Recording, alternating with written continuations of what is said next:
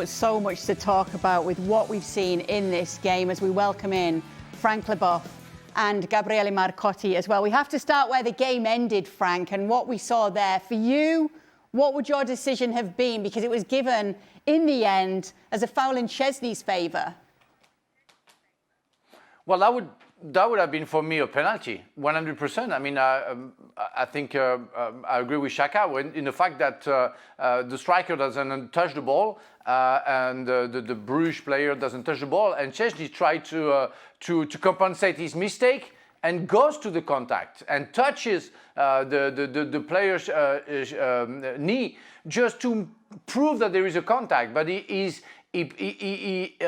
how do you say? He gives the contact. And he pushes the referee to say, oh, there is a contact. But the contact comes from him. So therefore, for me, no penalty. 100% no penalty. It should have been a goal. And I'm sorry, that ref, we know him. He's bad, very bad. And today he has proven it. Ali. So no foul, I think is what Frank is trying to say. No foul.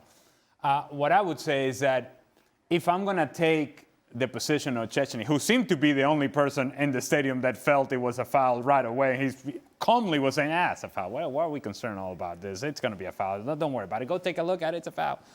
I think what Szczesny would argue is that he has the right to be able to put his leg down when he's about to turn. And in the sliding challenge of Verman does not allow that to happen and does make contact with Szczesny. Now, the sliding challenge doesn't make contact with the ball, seems to make somewhat of a contact with Szczesny, and I suppose that's where the foul is given.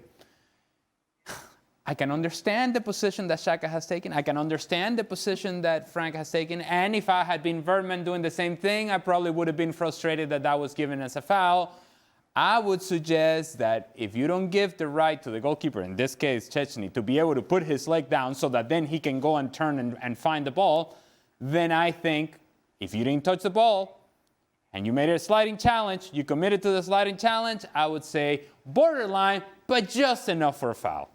Check. But did you like the explanation at least? No, the explanation was great. Hey. The issue around that explanation is, a few moments earlier, we had a similar exchange between Balde and Forbes, where Balde gets a position, Forbes is trying to continue and running into the ball, and Forbes initiates the contact. And again, the referee gives a penalty, has a look at the monitor, overturns that. So if you see that as Forbes initiating the contact, and therefore that being no penalty, you overturn that penalty, then later on in the 93rd minute or whatever it is, I see it the same, that Szczesny is the one who initiated the contact. Verman just slides in to make a block, and Szczesny initiates the contact. What Verman does, he doesn't touch a man. Granted, he doesn't touch the ball. He's comfortably far enough away, but Szczesny comes down on top of him. So for me, it's the same situation, albeit reversed.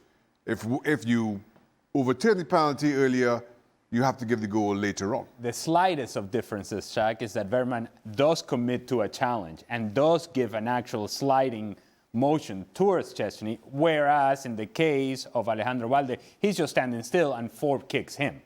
That, I think, is where you can draw a difference. And your parallel, while it's an engaging argument, I don't think they're the same situation. Let's see if Gabriele Marcotti wants to weigh in on what he thinks. You know what? I was 100% certain that it was a penalty. But then I heard Ali's explanation, and he's so eloquent. I now want to hire him to represent me next time I'm in court. Because he's managed to plant a seed of doubt in my mind. That's why I would not make a good referee. Okay. However, what we must talk about... Thank you, Your Honor. Well done, Ali. Well done, Ali. It was another shambolic defensive showing, Frank, from Barcelona. Oh, yeah, it was. I mean, the 3 goals come from the high line, and we've been talking about that, for a year and a half now, and we said sometimes they're going to be punished. And this year, they have been punished a lot.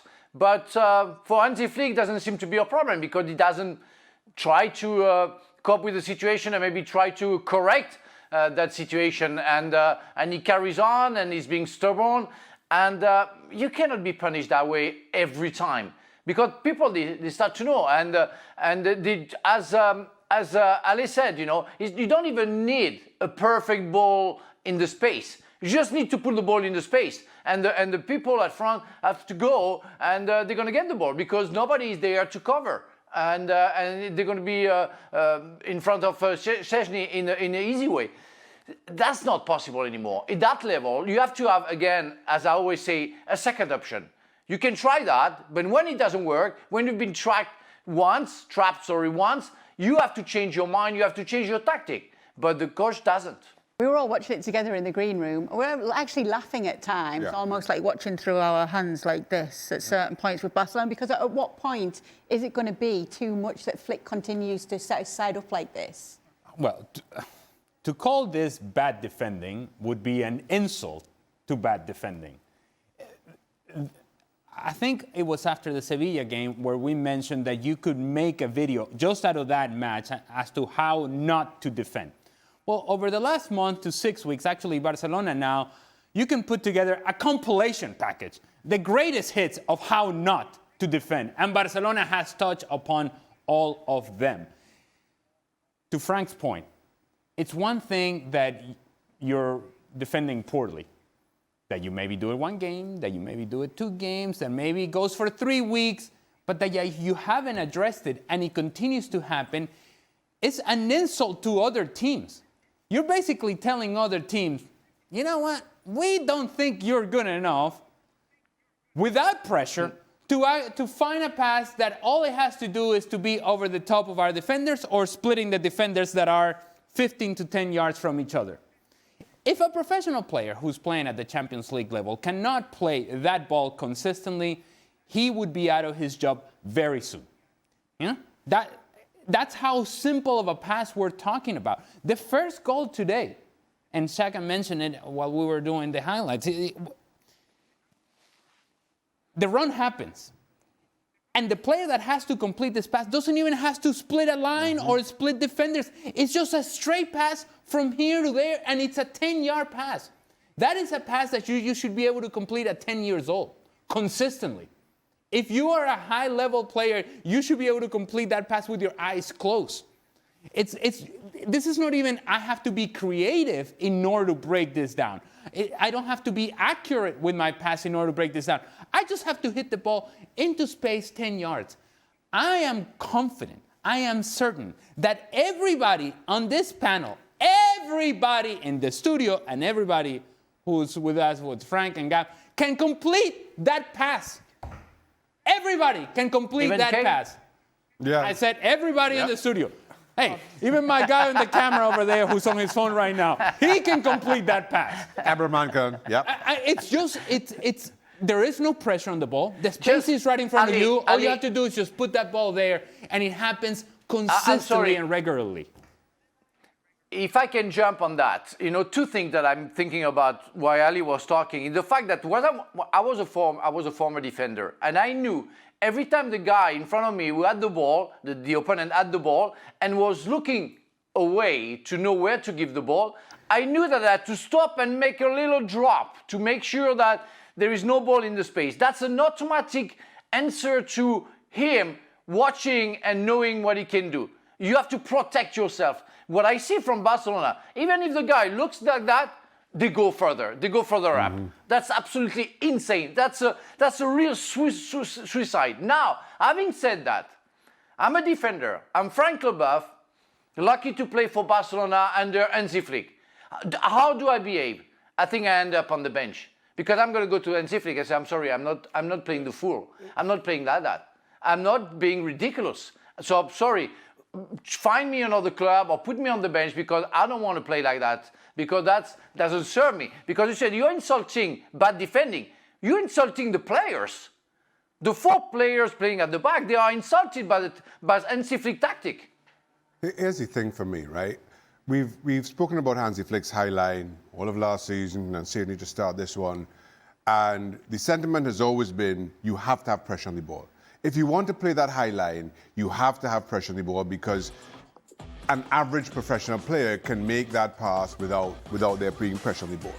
But what you saw today, with that line being 5 yards away from the man in possession, even with pressure on the ball, because now the pass doesn't have to be measured. It doesn't have to thread the eye of a needle. All it has to be is forward. And somebody like Forbes running on with his pace is going to have an absolute field day. And in fact, Forbes, with his pace, had an absolute field day. Let me ask you, who? Yeah, exactly. Carlos Forbes looked like he was a world beater. Like this guy, it's the second coming of every great player we've ever had in the history of mankind. But to play the point being, even with pressure on the ball, even if Barcelona consistently got pressure on the passer, if you hold out a line that's 5 yards away from wherever that ball is, you are going to get exposed time and time again. So to have this high line, to not have pressure, I really do not understand what it is Hansi Flick is getting at, what he's trying to get out of this team. They are going to get hurt time and time again. Does it hurt your soul to see defending like this?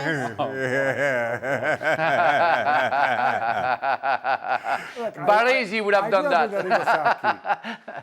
No, I'll say this, right? Those who are old enough, they remember Rigosaki's Milan. They played a crazy high line, but when they did that, sometimes, they didn't do it the whole game. When they did that, they had forwards, big, fast forwards, who would run themselves into the ground, putting pressure on the ball, as Shaka just said. Right now, this version of Barcelona has Marcus Rashford, who's not that, and Lamine Yamal, who's not fit. So, frankly, it becomes doubly difficult to do that. And the other minor difference is that Milan side had Baresi and Costa Curta and Filippo Galli and Maldini and Mauro Tassotti, whereas these guys, tonight, you had Araujo, who's a guy who, they've been trying to move and is clearly not suited at all to play this. Eric Garcia, who, is an afterthought. Cubarsí was on the bench. And to Frank's point about defenders standing up to the coach, none of these defenders are good. None of them have the authority, other than perhaps Cubarsí, but then that guy's still a teenager. So, who's Cubarsí to stand up to Flick and say, hey, boss, should we go and do this a little bit different? I think there's a leadership issue there, and it goes back to what they decided to do over the summer. Oh, that little tiny amount of money that we have to spend, should we go and spend it on Marcus Rashford, or should we go and spend it on finding a replacement for Inigo Martinez, who maybe wasn't super quick and maybe isn't the second coming, but I thought played very well for long stretches for Barcelona and could read the play and could be a defensive leader and mitigate some of that high line. No, they said, oh no, we're fine. Yeah, give me Christensen, he's always hurt. Give me Araujo, even though we don't like him. Give me Eric Garcia, even though he's a dud. And give me Cubarsí, even though he's 18. We'll be fine with these guys. That is the cardinal error. That goes beyond Flick. That's on Deco. That's on the club. Inigo Martinez, in his absence, in going to Saudi Arabia, has now become a combination of all the players that Gab just mentioned from Milan. Yes. He is. Quite frankly, no player has elevated his status by not being somewhere as much as Inigo Martinez has been. A guy who wasn't even supposed to start last season, but now every time that something happens like this, which happens every single week with Barcelona, it goes back to, well, they're missing the leadership with Inigo Martinez. They may be missing that, but they're missing a whole lot more too. And that lack of pressure, and we've already gone around in circles, but the inability of this team to get numbers around the ball in order to affect the decision-making process of the player on the ball, if you're not getting close enough, that is where all alarm bells should go off, whether you're Franco Baresi, whether you're Pau Cubarsí, whether you're Costa Curta, whether you are Ronald Araujo. Somebody's got to take a step back. And they never do it. Meanwhile, Lamine Yamal, obviously we saw, as Gab just mentioned, not fully fit at the moment. Milan trips aside. Thank goodness for Hansi Flick, he was on the pitch tonight. Yeah, I mean, I know we've said this before, but what a special player Lamine Yamal is. I mean, in terms of changing a game, in terms of dragging a team back into a game, and just how sometimes it's playground stuff. You see some of the things we saw in the highlights, some we couldn't cover it all with Lamine Yamal. But he just makes his game look so easy. And then to the point where you go away from home, you score 3 goals, and yet still you really should have lost. You really should have had, at least you get a point. That has to be frustrating on any attacking force, especially one where a teenager is carrying it the way that he is. That's a hard shift for a young man. But again, what a talent. Thank goodness for him, because I'm not sure that there's anything else in this Barcelona setup that you can really feel good about. We're beginning to see with more consistency the tendency of Lamine Yamal to not just stay on the right-hand side, on the wing, just right next to the sideline. He's actually taking more central positions.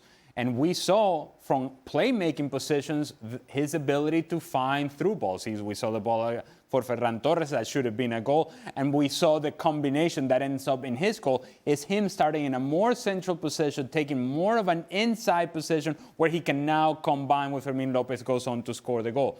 That tells me this is a player that is beginning to mature and to understand that, yeah, I can dominate out here, but I can also impact the game over there. The more he does that, his game becomes far more diverse. And he becomes more diverse, he becomes more dangerous, and becoming more dangerous, more difficult to stop. A special player, Gab?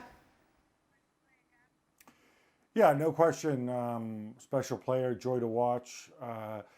You just hope, you know, the kind of groin injury that he's dealing with, you know, you just hope, as a neutral, as somebody who loves seeing ridiculously talented players play, you just hope that he's getting the medical treatment and the sports science that's needed to make sure that we see him at his best later in the season and, of course, at the World Cup.